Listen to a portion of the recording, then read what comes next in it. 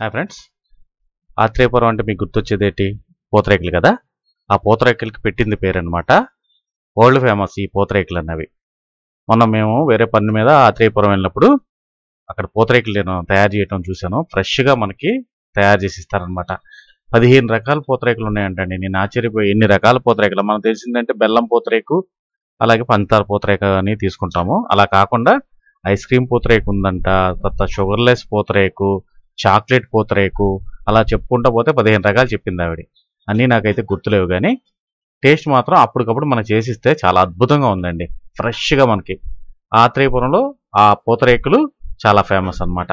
మేము తీసుకున్నాము, 2 వెరైటీస్ తీసుకున్నాము. ఒకటి కాజుది ఒకటి తీసుకున్నాము, అట్లాగే బెల్లం పూతరేకులు ఒకటి, అలా 2 డబ్బాలు తీసుకున్నాము.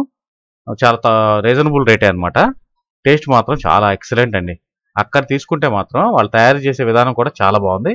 అక్కడ తీసుకుంటే మనకు టేస్ట్, 2-3 వెళ్ళినా సరే టేస్ట్ చేయడానికి పూతరేకులు ఇస్తారు. చాలా అద్భుతమైన ఎక్స్పీరియన్స్, చాలా బాగున్నాయండి. వీళ్ళు పూతరేకులు మనకి ఆర్డర్ మీద కూడా సప్లై చేస్తారు. 15 రకాలు కూడా సప్లై చేస్తారంట. మీకు కావలిస్తే మీరు ఆత్రేయపురం నుంచి తెప్పించుకోవచ్చు.